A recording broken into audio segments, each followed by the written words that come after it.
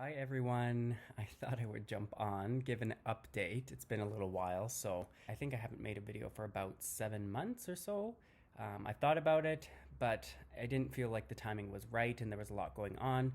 So here's a bit of an update as to what's happened in my life after WGU. Stay tuned if you want to know more about that. So I graduated at the very end of December 2020. It was kind of like somewhere in the middle is where I submitted my last assignment. Then I was just kind of waiting to know if I actually graduated.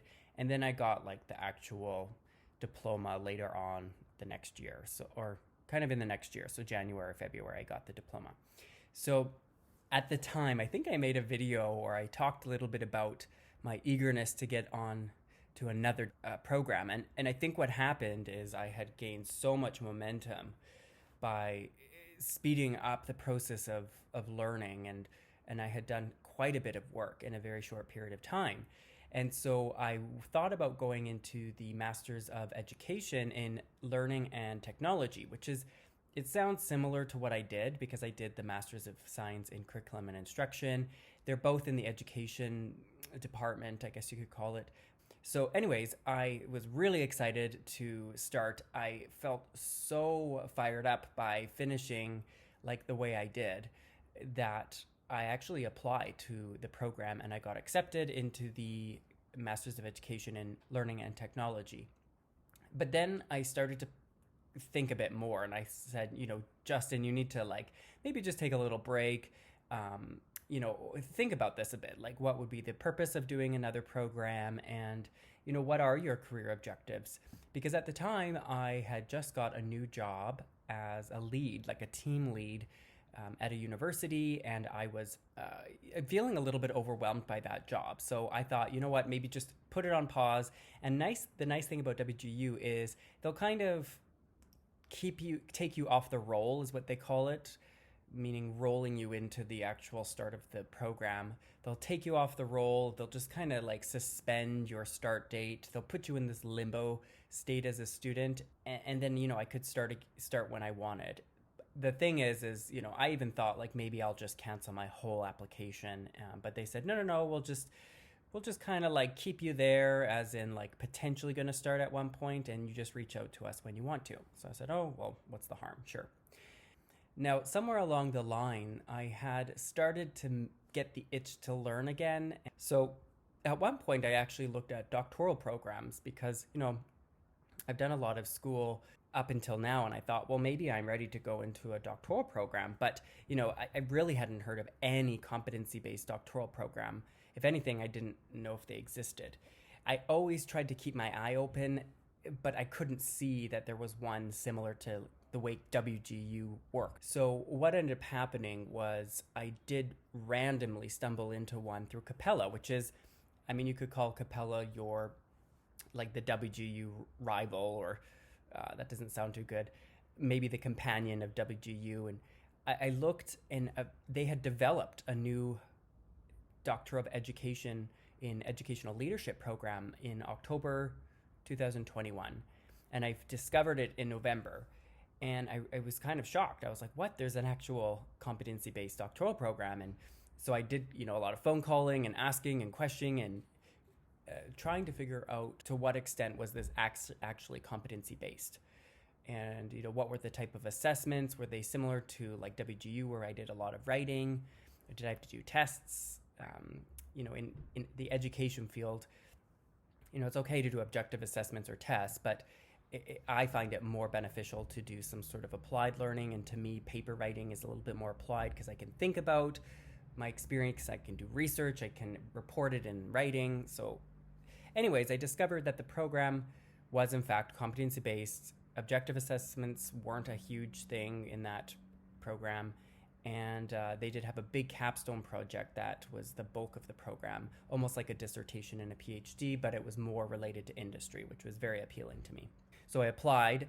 I went through the whole application process of being an international student, but they ended up actually discovering that because I was a WGU student in the past, that I didn't really need to go through the international student process, that they considered me kind of like a a domestic student.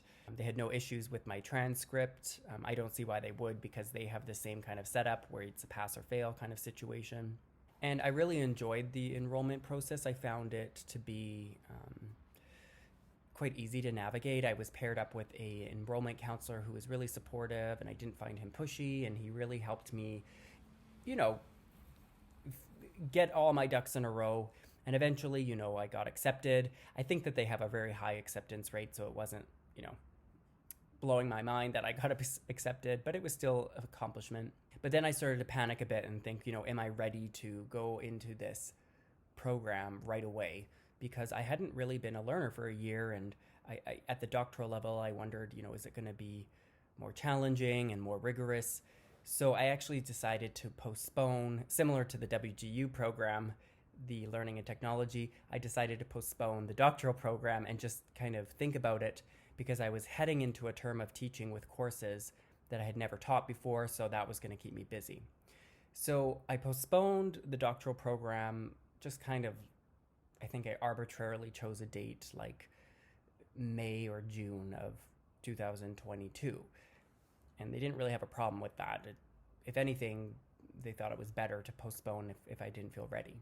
So here I was in limbo land, where I was not really a student at WGU, not really a student at Capella, just waiting to decide what I was going to do next, and working by teaching some cool courses in a university that that were new for me. There was a time where I was walking, and I kind of do these walking meditations where it allows me to be creative and think and process.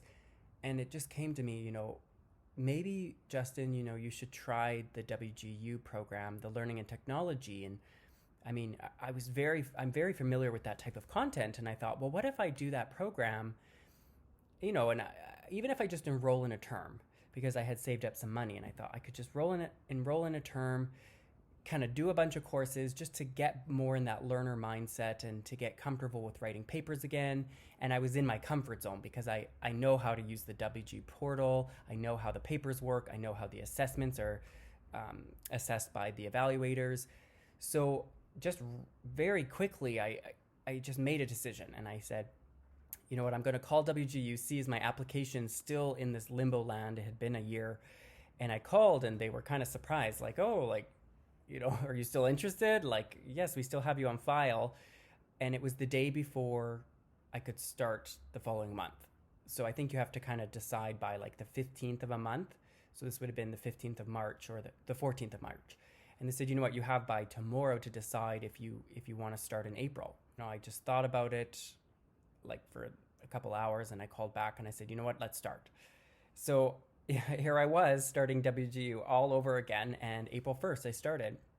So I used a lot of my own tactics that I've talked about, such as pre-gaming and just getting myself really familiar with the content before I started.